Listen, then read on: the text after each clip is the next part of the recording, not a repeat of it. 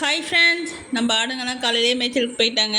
வரத்துக்காட்டி 2 கட்டு களைக்கொடி கொண்டாந்து போட சொல்லப்பா அப்படின்னாங்க. நமக்கு வேலைக்கு வருவாங்க இல்லையா, அவங்கள போய் களைக்கொடி அள்ளிட்டு வந்து போட்டுட்டு வாங்க, அதுக்கப்புறம் கொட்டாயை கூட்டிக்கலாம் அப்படின்னு சொல்லிட்டோம். அவங்க வர வரைக்கும் நம்ம கொஞ்சம் கொட்டாயை கூட்டிகிட்டு இருக்கலாம். ஏன்னா மழை நேரத்தில் குனிஞ்சி மேயாதுங்க, ஈரமாக வேறு இருக்குது. அதனால் சீக்கிரம் ஓடியாந்துடுங்க.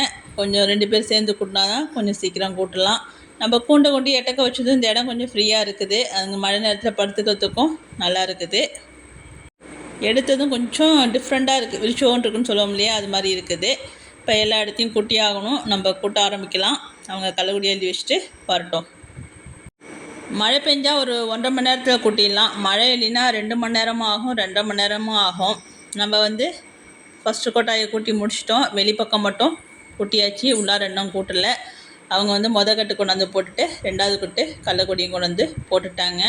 நம்ம குமிச்சு வச்சுருக்கோம். எல்லாத்தையும் ஒரு வழியாக கூட்டிக்கிட்டு அப்புறம் அள்ளிக்கலாம். இப்போ உள்ளார கூட்டணும். உள்ளார கூட்டுறது தான் கஷ்டம். ஏன்னா அங்கெல்லாம் மழை பெய்யுது இல்லையா, உள்ளாரெல்லாம் மழை பெஞ்சிருக்காது, வெறும் புழுதியாக இருக்கும், மண்ணாக இருக்கும். கூட்டினா சீக்கிரமே வரவே வராது. இங்கே பாருங்கள், இவ்வளோ மண்ணில் பெரட்டிக்கிட்டு வரவே வராது.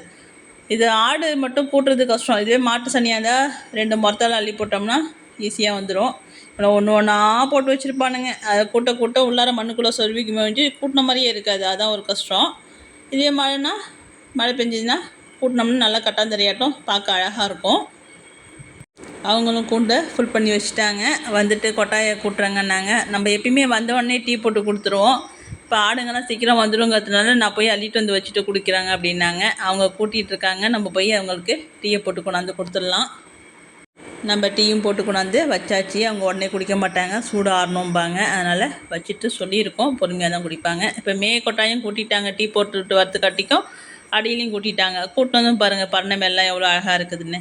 உள்ளார நம்ம உடுக்கையோட பிள்ளையும் மிதுன் குட்டியும் கிடக்குறாங்க. 4 பேரும். ஆடுங்களும் வந்தாச்சு.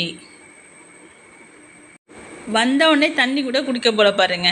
எல்லாம் இந்த கூடைக்குள்ளே ஏறி விளாட்றது, கூடையை சாய்ச்சி விடுறது, அள்ளி வச்சுக்க குப்பையை சீக்க வேண்டியது, அப்புறம் நம்மள முட்ட வேண்டியது, துணியை பிடிச்சி கடிக்க வேண்டியது, இப்படியே தான் சேட்டை பண்ணுங்க. அதனால தான் இதுங்க இல்லாதப்போ குடிக்கிறது. இருக்கும்போது கூட்டவே முடியாது. நம்ம அள்ளி வைக்கிற குப்பையெல்லாம் கீழே விழுந்துகிட்டே தான் இருக்கும். மறுபடியும் கூட்டிக்கிட்டே தான் இருக்கணும். எல்லாம் தண்ணியை குடிச்சிட்டு அடுத்தது களைக்கொடி சாப்பிட்றதுக்கு போயிட்டாங்க. கொஞ்சம் கொஞ்சமாக 4 பேராக வராங்க. ஏன்னா அந்த வயிறு நொம்புனா கிடுக்கிடுன்னு எல்லாம் பூந்துடிச்சு ஒடியாந்துருவாங்க. எல்லாம் யோசிக்கிறாங்க உள்ளார வரத்துக்கே. வந்தாக்கா நம்ம இனிமேல் சாயந்தரம் தானே போகலாம், என்னடா பண்ணுறதுன்னு அங்கேயே சுற்றிட்டு நிற்கிறாங்க. இனிமேல் எல்லாம் படுக்க ஆரம்பிச்சிடும். அவங்கவுங்க ஃபேமிலியோட குரூப்பாக படுத்துருவாங்க. அதுக்குன்னு ஒரு இடம் இருக்கும், அவங்கவுங்களுக்குன்னு ஒரு இடம் இருக்கும். அந்த இடத்த தவிர வேறு மாற்றி யாருமே படுக்க மாட்டாங்க. அதை பார்க்கவே அழகாக இருக்கும். எல்லோரும் அவங்கவுங்க இடத்துக்கு படுக்க போகிறாங்க. நம்ம தாலாட்டு அந்த கொட்டாயில் போய் படுக்க போகிறோம். போனால் எல்லாம் அலறி அடிச்சுட்டு ஓடியாந்துருங்க. தாலாட்டுனாலே எல்லாருக்கும் பயம். எல்லாம் பதறி அடிச்சுட்டு ஓடியாந்துடும். அங்கே வருங்க, பூந்தடிச்சு ஓடியாருத்த. இந்த ஆடுங்களெல்லாம் வழி நடத்துறதே பார்த்திங்கன்னா நம்ம தாலாட்டு தான். நம்ம தாலாட்டு முன்னாடி போவோம், இல்லை மயில் முன்னாடி போவோம். அப்புறம் அதுமாரி மேய்ஞ்சிட்டு வீட்டுக்கு வர்றது பார்த்திங்கன்னா மயில் வரும், இல்லைனா தாலாட்டு வரும். அது வந்துச்சுன்னா எல்லாருமே பின்னாடி ஒன்று ஒன்றா வர ஆரம்பிச்சிடுவாங்க. 2 பேரும் தான் நம்ம ஆடுங்களை வழி நடத்துகிறவங்களே அவங்க தான். கொஞ்சம் பேருக்கு மட்டும் பசி கண்ட்ரோல் ஆகலை. அதனால் களைக்கொடியை தின்னுட்டுருக்கானுங்க.